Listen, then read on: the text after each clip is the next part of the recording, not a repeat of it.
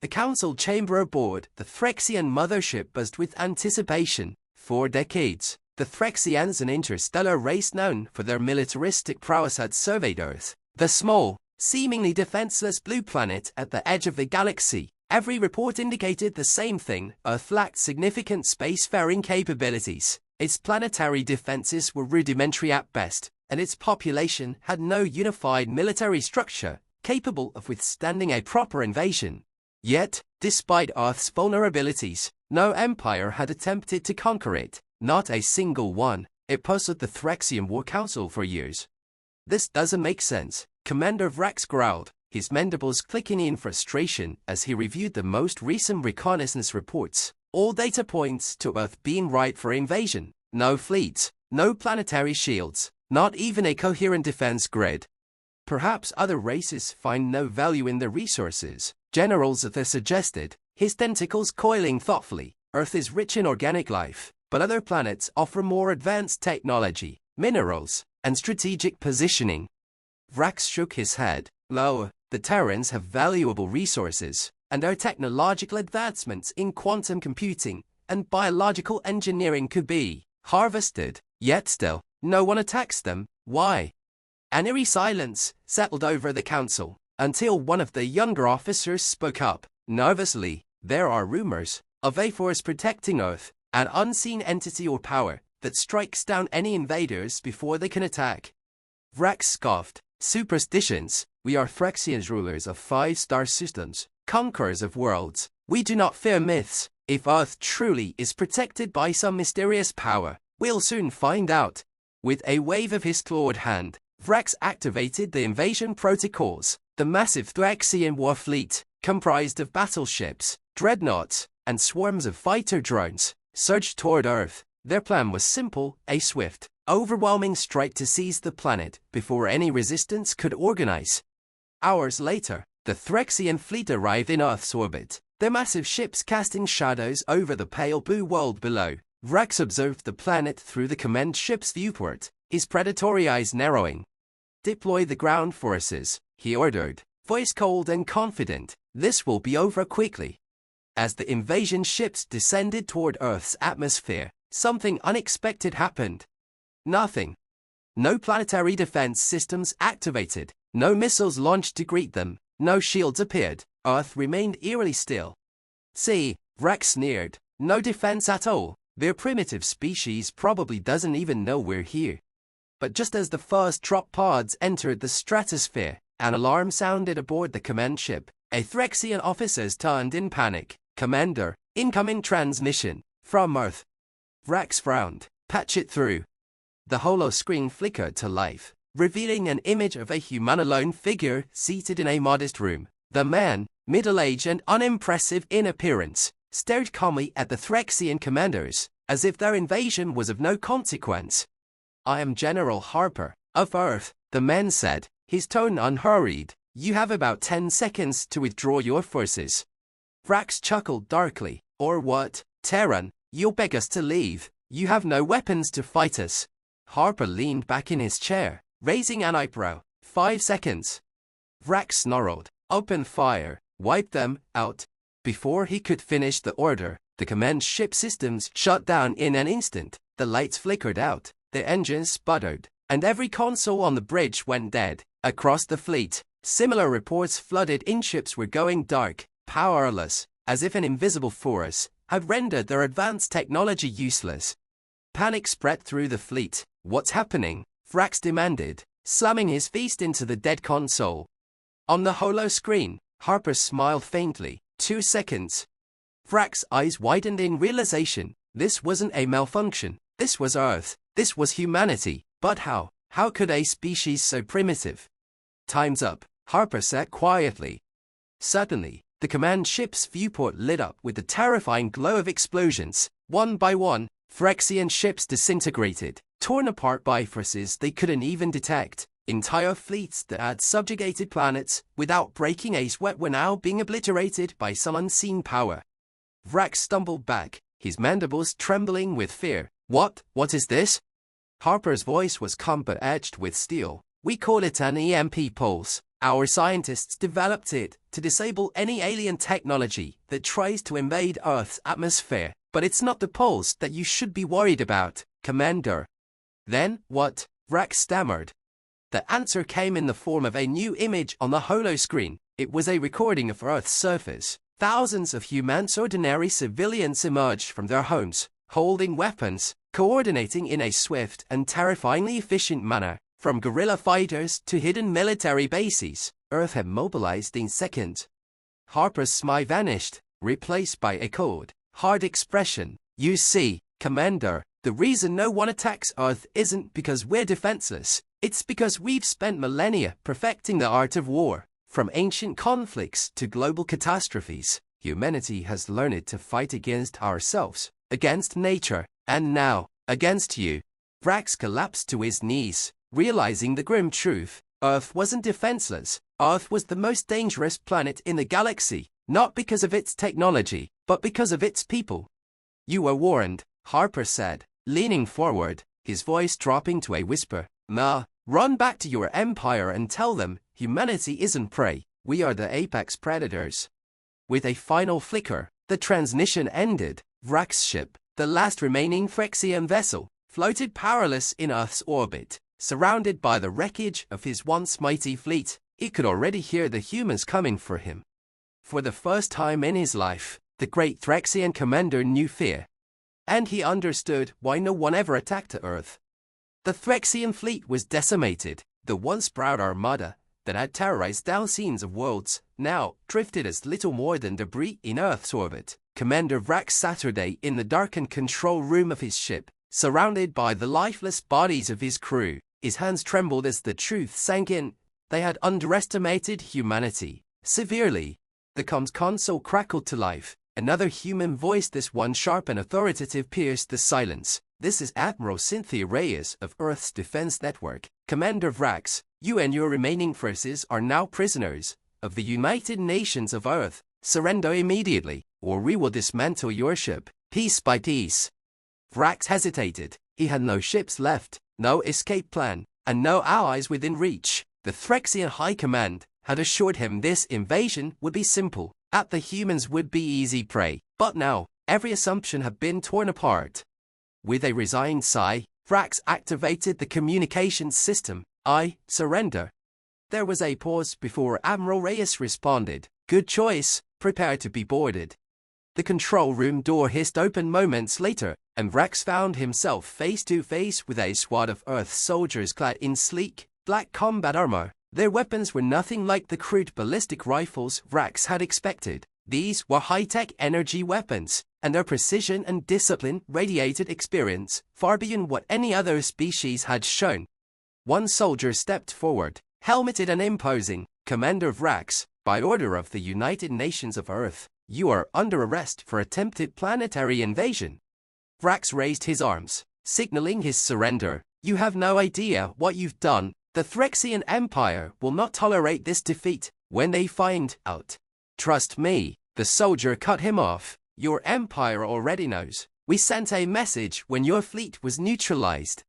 Vrax's eyes widened. You already told them. The soldier's helmeted face remained expressionless. Earth is always prepared. They cuffed Vrax and escorted him to a holding chamber deep within his own ship. As they passed through the corridors, Vrax caught a glimpse of Earth through the viewport, a small, blue marble in the vastness of space. How could such an insignificant world be so terrifying? On Earth, in a secured military bunker, General Harper stood next to Admiral Reyes, watching the live feeds from the remaining Phyrexian ships as they were taken over by human forces. Harper's face was grim, his earlier calm demeanor now hardened by the reality of what had just occurred. Do you think they'll come back? Harper asked, his tone heavy with concern. Reyes folded her arms. They'll come back. The Phyrexians aren't known for letting things go, but next time, they won't send just a fleet, they'll send their entire empire. Harper nodded. We'll need to prepare. This was just the beginning. Reyes glanced at the screen showing the wreckage of the Phyrexian fleet. We've bought ourselves some time. Let's use it wisely. Deep in the Phyrexian Empire's capital, the news of the failed invasion had spread like wildfire. The Emperor himself, a towering figure of strength and fury, stood at the edge of his throne room, staring at the holographic map of the galaxy. One tiny, insignificant world had defied their most powerful fleet. Earth. They humiliated us, the Emperor growled, his voice a deep rumble that sent shivers down the spines of his advisors. An empire of war, defeated by a single planet. One of the high-ranking generals stepped forward cautiously. My lord, we underestimated them. Our intelligence was faulty. The humans are far more advanced than we believed. The Emperor's eyes glowed with rage. You think I don't know that? They made fools of us. Every race in the galaxy will hear of this defeat. The general bowed his head. Shall we prepare for a full-scale invasion? Sire, we can send the Imperial Armada, level their planet. Lo, the Emperor interrupted, raising a clawed hand. That's what they expect. Humanity has shown they are dangerous, yes, but they are also arrogant. They think they've won because they defeated one fleet, but we will show them the true might of the Phyrexian Empire. He turned to the Council of War. Prepare the Dread Legion. We will strike not at Earth, but at their colonies, their allies. We will cripple their defenses from within. When the humans are spread thin, when they are weak and desperate, we will crush them. The general hesitated. But, my lord, what if we fail again? Their technology. The Emperor's eyes flared with anger. Do not question me, General. We will not fail again. Earth will fall. And when it does, humanity will be erased from the stars. Back on Earth, Harper and Reyes Saturday at a War Council meeting, planning their next moves. Earth's leaders knew they had survived the first wave, but the battle was far from over. Reports from their spies across the galaxy indicated that the Phyrexians would return stronger, smarter, and more vicious than before. Harper addressed the room. We need allies. The Phyrexians are a galactic empire, and they won't stop at just Earth. If we stand alone, we're vulnerable. Admiral Reyes nodded. We've sent emissaries to the neighboring systems, but most are afraid of the Phyrexians. They'll need more convincing if they're going to stand with us. As the council discussed strategies, Harper couldn't shake a nagging thought in the back of his mind. Earth had won the first battle, but how long could they hold out against the endless legions of an empire? We need more than just allies, Harper said quietly, interrupting the debate. We need an edge, something the Phyrexians won't expect. Reyes turned to him. What are you thinking? Harper took a deep breath. We need to go on the offensive. Before they strike again, we need to hit them where it hurts. Take the fight to their empire. Show them that humanity isn't just capable of defense, can be the aggressors too. The room fell silent as the council members considered the bold suggestion. After a long pause, Reyes nodded slowly. It's risky, but it's our best shot. If we let them regroup, they'll come back stronger. We need to keep them off balance. Harper looked around the room, seeing the determination on every face. Earth had been underestimated once. It wouldn't happen again. Months had passed since humanity's first strike against the Phyrexian Empire. Earth's forces, once scattered and ill-prepared for interstellar war, have become a formidable alliance of humans and allied races, striking deep into Phyrexian territory. But despite their victories, the Phyrexians were relentless, adapting to each attack with brutal efficiency. The Phyrexian Dread Legion, the Emperor's most elite force, had been unleashed. Humanity now faced its greatest challenge. Admiral Reyes stood aboard the Dauntless, the flagship of Earth's newly formed interstellar fleet. Before her, holographic displays mapped out the upcoming battle's final assault on the Phyrexian homeworld. It was a desperate gambit. If Earth's forces could destroy the heart of the Empire, they might stand a chance of ending the war once and for all. We've pushed them back, but their empire is vast, General Harper said, standing beside her. This will be their last stand. Reyes nodded grimly. And ours, if we fail. The Allied fleet had assembled ships from dozens of races, all united under Earth's banner. The Phyrexians had ruled through fear, conquest, and domination, but Earth had shown the galaxy that it was possible to resist, to fight back. And now, species once enslaved or bullied by the Phyrexians had joined humanity's cause. Reyes looked out at the assembled fleet through the massive viewport. Hundreds of ships, armed to the teeth, hovered in the void, ready for the battle to come. But even with their combined might, they were outnumbered. The Phyrexian Dread Legion had been summoned from the farthest reaches of the galaxy, and their numbers were overwhelming. Admiral, an officer is called out from the command deck. The Threxian fleet is in position. They formed a defensive blockade around their capital. Harper clenched his fists. This is it. Reyes took a deep breath. Open a channel to the fleet. The officers nodded, and moments later, Reyes' voice echoed across the communications network. To all ships, this is Admiral Reyes. We've fought long and hard to get here. We've seen friends and allies fall, but we've also seen victories we never thought possible. Today, we face the Threxians on their home turf. They will throw everything they have at us, but we stand together, united. She paused, the weight of the moment hanging in the air. Remember what we're fighting for, not just Earth, but every world they've conquered, every race they've enslaved. Today, we show them that their reign of terror ends. We will not back down. We will not surrender. Today, we fight for the future of the galaxy. A chorus of cheers erupted from the Allied fleet, a battle cry that reverberated through the stars. Reyes turned to her officers. All ships, advance, engage the enemy at will. The space between the Allied fleet and the Threxian blockade erupted into chaos as both sides unleashed everything they had. Massive Threxian dreadnoughts, bristling with weapons, fired plasma beams and missile barrages at the advancing Earth fleet. Human and Allied ships responded with precision strikes, targeting key Threxian vessels in coordinated waves. For every Threxian ship destroyed, two more seemed to take its place. The battle was ferocious, a deadly ballet of firepower and tactics, but the humans had learned it from their earlier encounters. They knew the Threxian weaknesses, exploiting vulnerabilities in their armor and overwhelming their targeting systems. On the bridge of the Dauntless, Reyes directed the battle with razor-sharp focus. Target their command ships, break their formation. General Harper monitored the tactical displays, his mind racing. We need to punch through their front line, or we'll be bogged down in this fight for hours. Reyes nodded. Agreed. Prepare the Dauntless for a direct strike on the capital. We're taking the fight to their emperor. Harper raised an eyebrow. You sure that's wise? If we leave the fleet, if we don't hit them where it hurts, this will never end. The emperor's the key. Cut him down, and the rest will crumble.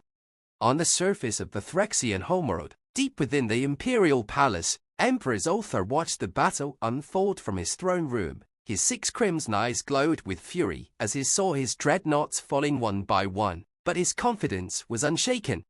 They fight like insects, Zolthar hissed. Let them come, they will all burn.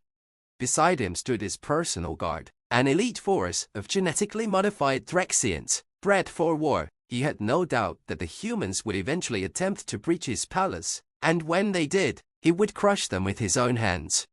A tremor shook the palace as explosions erupted in the city below. The humans were closer than he had anticipated. Prepare the palace defenses, Zolthar ordered, his voice cold and unyielding. Let's see if these Terrans truly have the strength to stand against me. The Dauntless broke through the Threxian fleet, dodging massive energy beams and deflecting plasma bolts with its advanced shields. Reyes stood at the helm, her heart racing as the ship descended toward the surface of the Threxian homeworld. Admiral, we've breached the atmosphere, the helmsman called out. Good, Reyes said, her jaw clenched. Lock onto the Emperor's palace. Prepare all ground forces for deployment. General Harper joined her at the viewport as the palace came into view, an immense structure of black stone, looming over the ruined capital city. This is it, Harper said quietly. Reyes turned to him, determination burning in her eyes. It ends today. On the ground, Earth's elite strike teams moved with precision, cutting through Threxian forces with brutal efficiency. Reyes and Harper led the charge, advancing toward the palace at the center of the city. The air was thick with the sounds of battle explosions, laser fire, and the desperate cries of soldiers fighting for their lives. As they reached the palace gates, the Threxian Emperor's personal guard stood waiting, towering, armored figures, each one a living weapon. Take them down, Reyes shouted, opening fire. The battle at the gates was fierce, but the human soldiers fought with a ferocity the Threxians had never seen before. One by one, the Emperor's guards fell, until only Zolthar himself remained.